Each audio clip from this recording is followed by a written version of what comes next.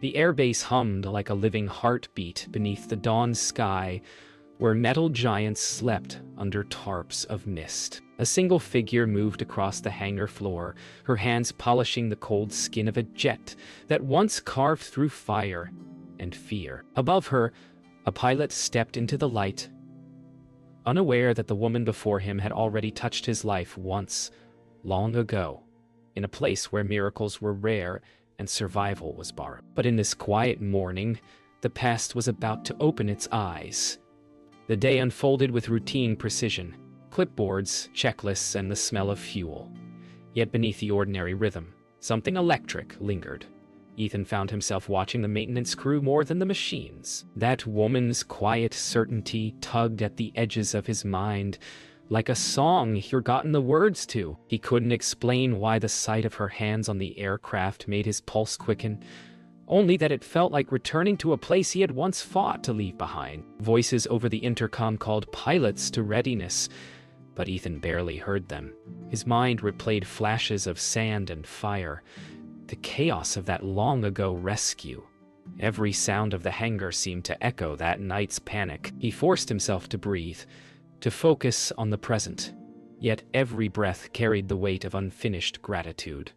He had promised himself he'd find the one who saved him, though he'd long believed she was gone. Maya adjusted the ladder beneath the jet's wing, her movements efficient but cautious.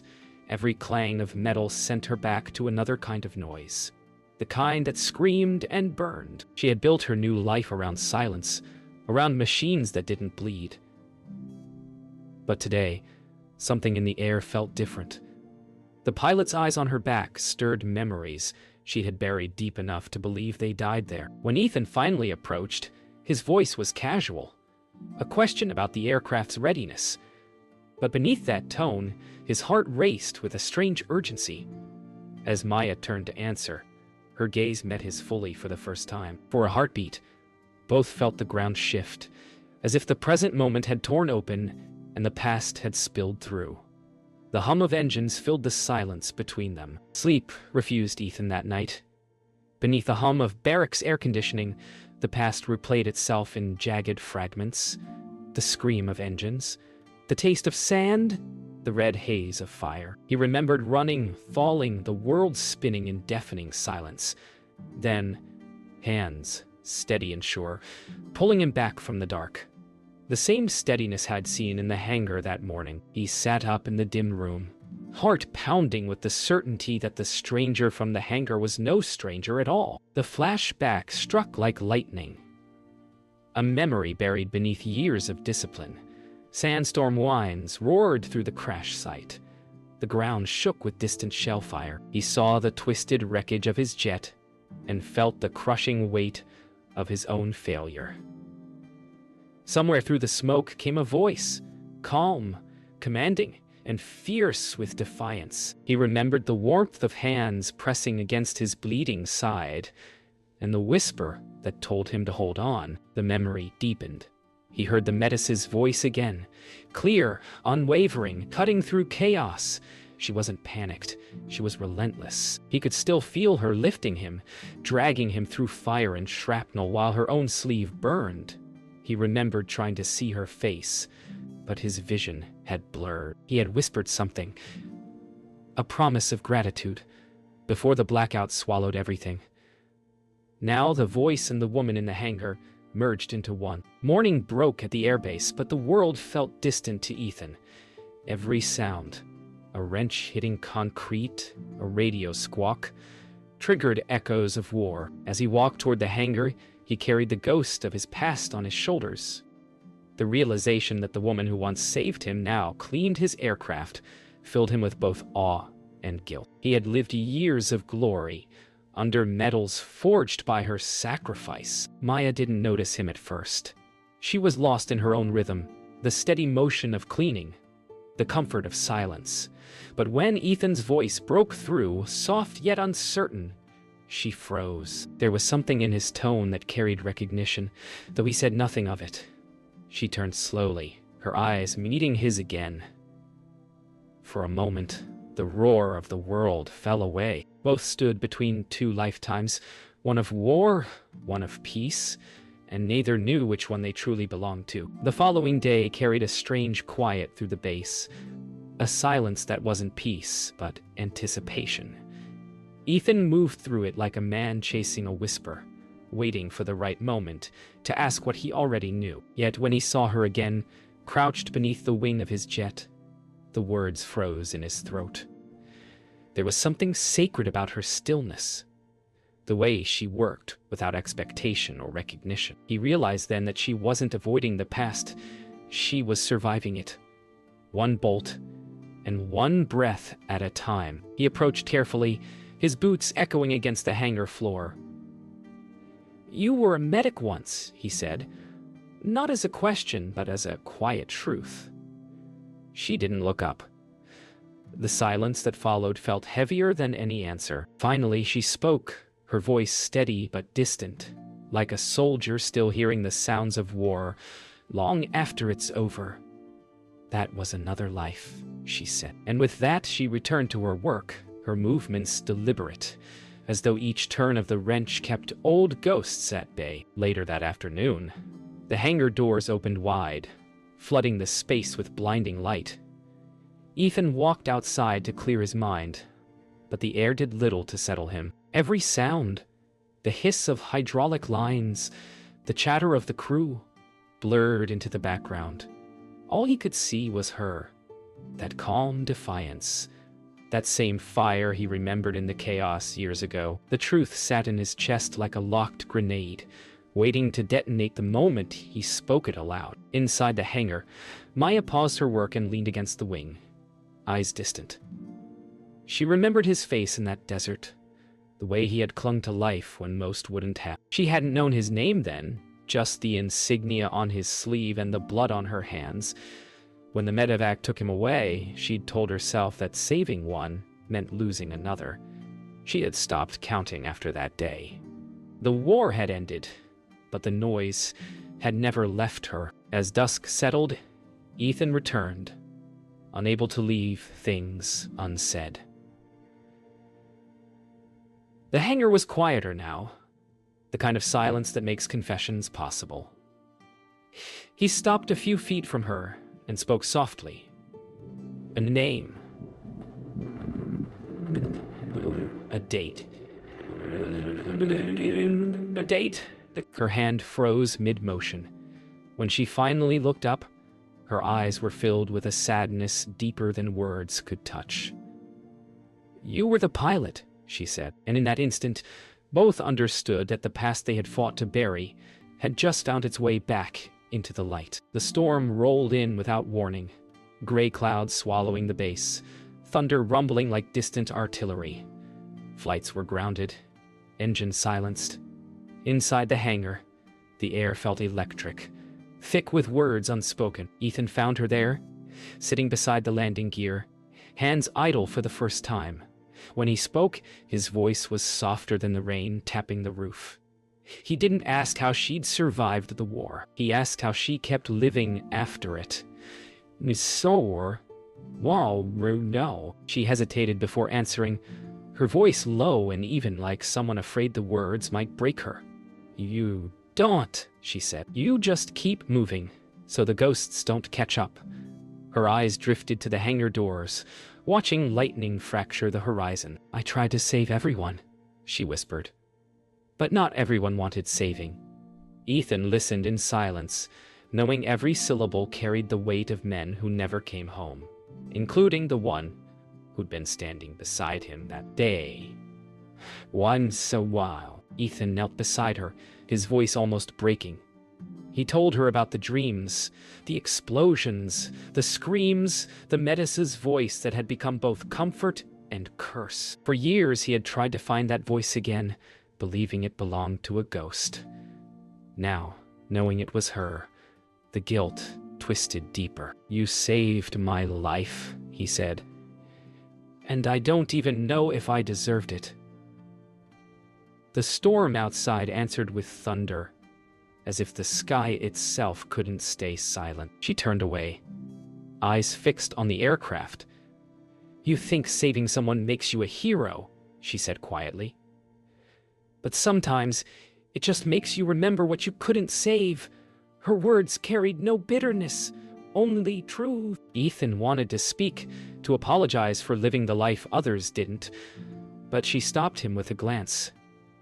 "You don't owe me anything," she said. "You just have to fly for the ones who can't."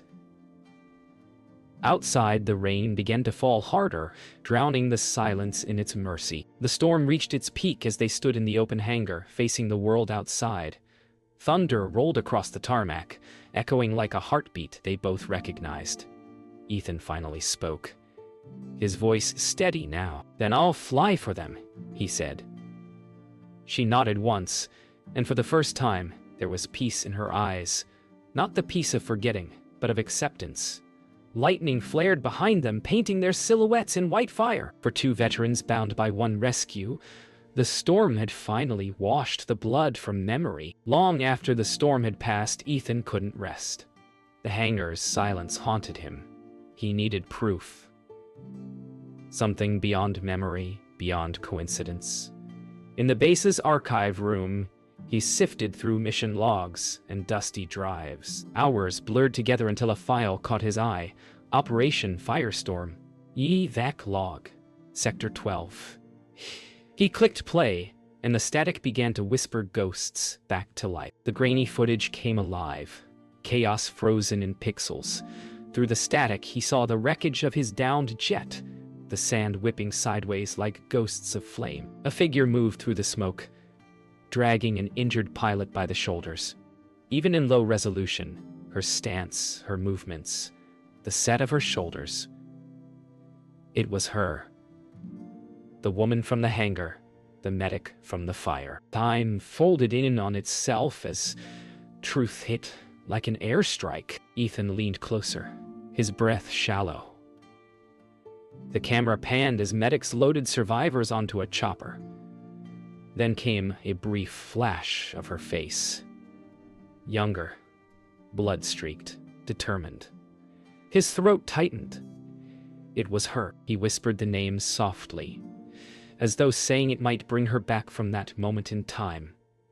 Years of guilt and gratitude collided, leaving only the raw ache of truth. He hadn't imagined it. She had been real all along, and she had been here, working quietly beneath his wings. By morning, he found her near the supply depot, organizing tools with quiet efficiency. The air smelled of wet concrete and jet fuel. Ethan approached with something between reverence and fear. He told her about the footage, how he'd seen her save him. She froze, eyes flickering with something between pain and pride.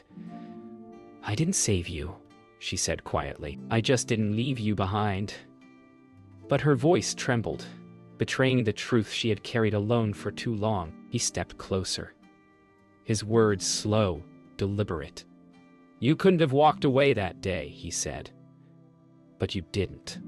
Her eyes met his, a long, silent exchange between two soldiers, bound by a single moment that rewrote both their lives. "If I hadn't," she whispered, "you'd have done the same." And in that truth, the years of guilt dissolved into something simpler, understanding. Outside, the jets thundered to life again, their engines echoing not war, but renewal. The dawn of the ceremony arrived quiet and clean. The storm swept away, leaving the air sharp with promise. Rows of aircraft gleamed under a pale horizon as crews gathered in silence. For Ethan, this flight wasn't duty. It was penance. He had spent years soaring above ghosts, but today he would fly for the one who had pulled him from fire. Across the tarmac, Maya stood watching, unaware that this day belonged as much to her as to the sky itself. As engines roared to life, Ethan climbed into the cockpit, the vibration coursing through his bones. His gloved hand lingered over the controls, each switch familiar, each movement ritual. Over the comms, his voice broke the morning calm. "To those who carried others through fire, this flight is yours." The tower cleared him for takeoff. He looked toward the hangar once more and saw her watching, one hand over her heart. Then the sky swallowed everything but the sound of thunder made by man and memory. The jet tore through the air, slicing the horizon in a scream of light and sound. Ethan's heart pounded with the rhythm of freedom, but his thoughts were grounded in gratitude, in loss, in forgiveness. The higher he climbed, the clearer it became this flight was not for glory, but for grace. Below, Maya followed the silver trail with her eyes, a faint smile breaking through years of restraint. For the first time, the roar above didn't sound like war. It sounded like peace. As Ethan leveled the jet over the coastline, his voice came through the base radio, calm, resonant, and full of truth. "This flight is dedicated to Sergeant Maya Torres," he said, "for courage beyond the line of fire, and for the lives saved without witness." In the control room, silence fell. Maya's breath caught as her name echoed through the comms, carried by wind and steel. She pressed a hand to her chest, her composure breaking into quiet, grateful tears. The jet rolled gracefully through the sky, tracing an infinity loop before cutting its engines and gliding over the base.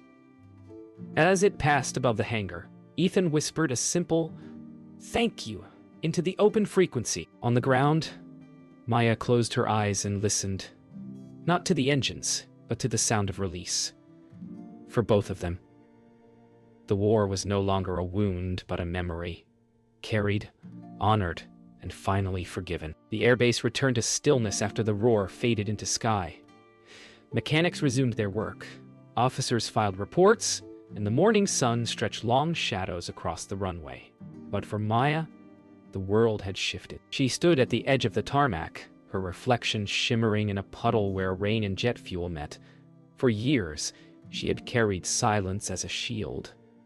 Now, it felt lighter, as if the sky itself had spoken for her. Minutes later, the sound of approaching footsteps broke the calm.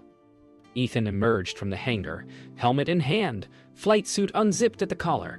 He looked exhausted, but at peace. When their eyes met, there was no need for explanation. Both already knew what words could not carry. He stopped a few paces away, the air between them warm, with gratitude and quiet respect. "You gave me my life," he said simply. "Now I'm giving it back to you. Every time I fly." She smiled. Not the polite smile of duty, but one born from truth. "Then fly well," she said. Her voice trembled, but not from pain. Ethan nodded, understanding that the salute she offered next wasn't regulation. It was remembrance.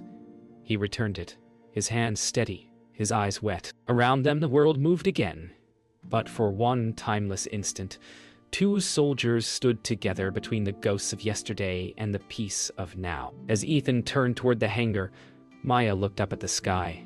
The same sky that had once taken everything and now gave something back. The sound of jets preparing for takeoff rolled in the distance, steady and alive. She closed her eyes and whispered a name that only she and the wind remembered. Somewhere above, the echo of engines answered. It was no longer the sound of war. It was the sound of promise. Hours later, the sun sank low, turning the base gold and quiet again. Maya remained for a while, standing where the earth met the runway, where flight began and ended. She could still hear the faint hum of Ethan's jet fading beyond the horizon, a melody of redemption. The sky belonged to him, but the ground beneath it, steady, strong, and silent, belonged to her. Together, they had learned that survival was never about escape. It was about learning to stand, even after falling from the sky.